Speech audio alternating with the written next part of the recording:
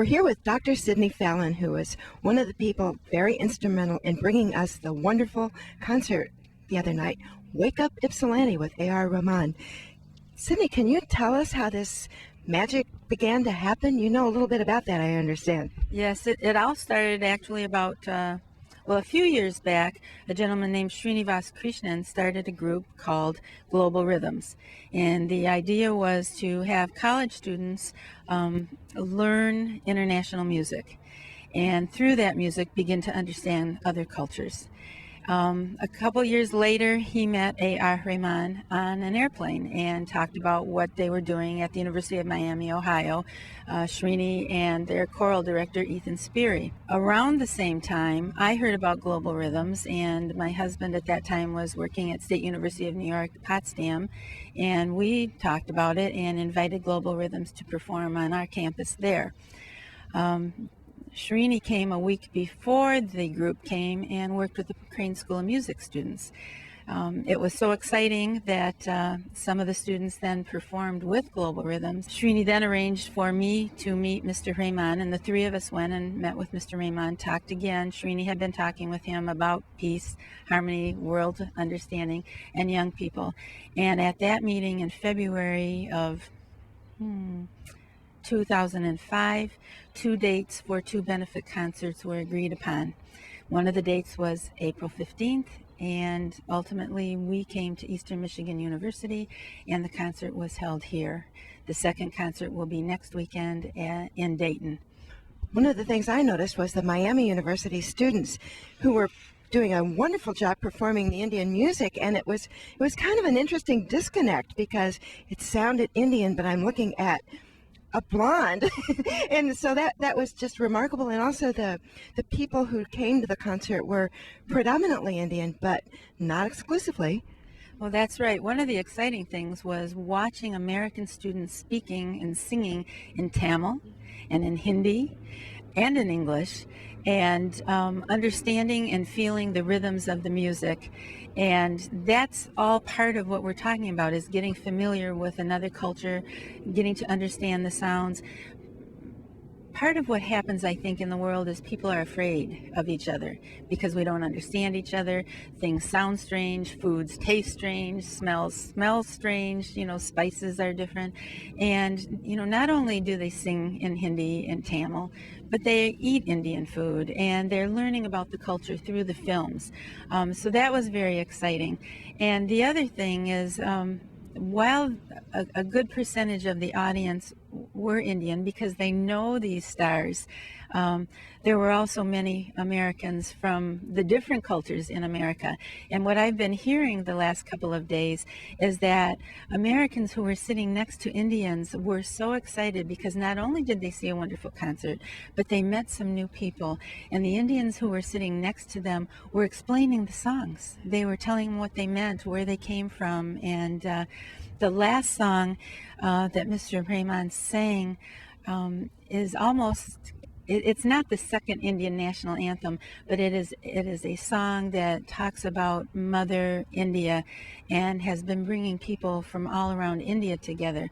The hope is that through this project and others like it, we'll bring the people not just all around India together, but all around the world.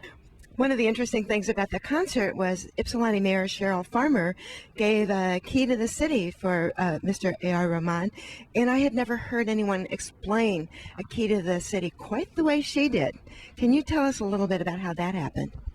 Well, we gave her a call and said that Mr. Rahman and this team was coming here, and the purpose of coming here was to open doors, bring people together, and one step at a time begin to make the world closer. And she said, let me see what I can do, and called back a little later and said, we would like to give Mr. Rahman a key to the city. The keys, the purpose of the keys, she can express eloquently, and maybe we should get her script. But basically it talks about giving someone a key that opens the doors, opens the walls that were put up for protection. It's a symbol of trust. and togetherness, and certainly Mr. Rahman deserves that. None of this could have happened without three teams: the team from India, the team from Ohio, and the team from Eastern Michigan in Ypsilanti.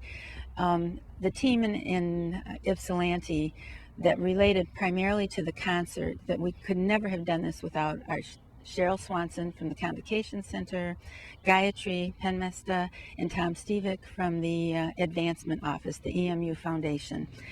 And the other component is the academic piece, and without our provost, Don Lopnow, that wouldn't have happened. And as a result, Shaker, who you saw, did a master class with the strings. Vasundra Das showed the movie Monsoon Wedding, and with the Women's Studies group talked about issues in India relating to women, and she also talked about the life of a film star. She's involved with Richard Gere in the AIDS program. Great inspiration to the young women in our institution to look at how they can use what they have. The second largest ever grossed movie in India is now Rang de Basanti, and it's still growing. It could top the first. And that director, Rakesh Mehra, is here, and tonight he's going to be presenting the film and a dialogue about it, and it has to do with young college students and a young woman who wants to make a documentary, and she's not allowed to for her newspaper. She's from Britain. She goes to India. She makes this documentary, and these happy-go-lucky college students take their roles and end up really becoming political and wanting to change the corruption in the country. So, and he'll dialogue about that. There are just so many, I don't even know how to express this. I want to make sure that everyone understands that the artist came here, Rakesh came here only for his lodging and meals while he's here. We didn't even pay his airfare from India. All of the other artists and guests have come for absolutely not one single penny for their fee. We're taking care of their travel arrangements and accommodations, but they are giving of themselves for 5 days. It was really a remarkable event, and the whole thing has been remarkable, and you've just done an amazing thing to bring it all to us. Thank you. Well, thank you. And there were three teams. We've talked about, who they were. Certainly the artists, Srinivas Krishnan, Ethan Sperry, Chris Joshi from the Joshi Foundation, who helped support this. And then the members that I mentioned on our campus, and hundreds of others who jumped in. And certainly this never would have happened without my husband, President John Fallon, who was behind it, and actually not just behind it, but right with it all the way, even through the point that at one point he was washing Mr. Rahman's clothing for the next event, because they have been traveling for over a week already to do this. Well, I can't think of when I had so much fun at a concert, and the fun continues. I know they're here for another few days with classes. They're not only here for another couple of days, but Mr. Rahman was called away. He offered to come back this Thursday, but it's the end of the semester, so we didn't think the timing was right. So he has offered to come back this summer, spend an entire day on our campus with our students and our faculty. What a privilege. Thank you, Sidney. Thank you.